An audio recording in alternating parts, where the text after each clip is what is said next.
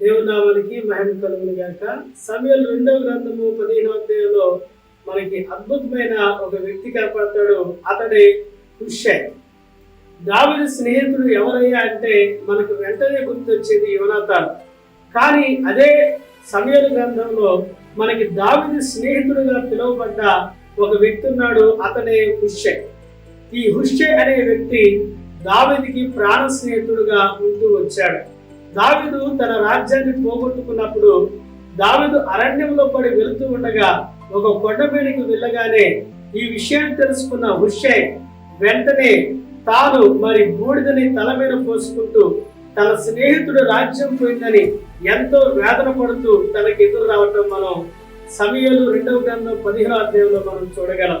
చూడండి, ఎంతో మంది స్నేహితులు ధనం ఉన్నప్పుడే మనతో ఉంటారు, బలం ఉన్నప్పుడే మనతో ఉంటాడు, అందం ఉన్నప్పుడు, ఆరోగ్యం ఉన్నప్పుడు అందరూ మనతో ఉంటారు.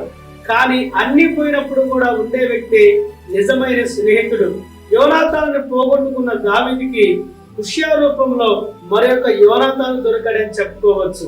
దావీదు రాజ్యం పోయినప్పటికీ హుషై అనే వ్యక్తి దావీదుతోనే ఉన్నాడు. చివరికి దావీదు మాటను వింటూ వచ్చాడు. ఆ తర్వాత దావీదు నా కుమారుడైన అబ్షాలోము దగ్గరికి వెళ్ళి ఏం జరుగుతుందో కనుక్కోమన్నప్పుడు కూడా ప్రాణాలకు తెగించి అబ్షాలోము దగ్గరికి వెళ్ళాడు.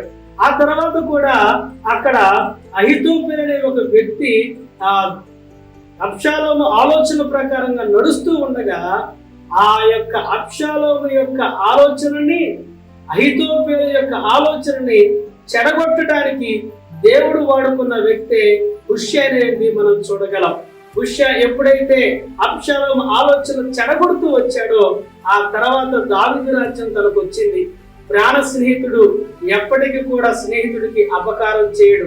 ఎన్ని మనస్పర్ధలు రాని, ఎన్ని సమస్యలు రాని, తనకి ఉపకారం చేసిన వారికి అపకారం చేయడనే విషయాన్ని గుర్తు పెట్టుకుందాం. దావీదు స్నేహితుడు వలె మనము కూడా మనకి స్నేహంగా ఉన్న వారికి ఉపకారం చేస్తూ, వారి మాట వింటూ, వారికి లోబడుతూ, అవసరమైతే వారికి ఏదైనా సహాయం చేయడానికి హుషై వలె దేవుడు మనల్ని వాడుకునుగాక. ఆమేన్.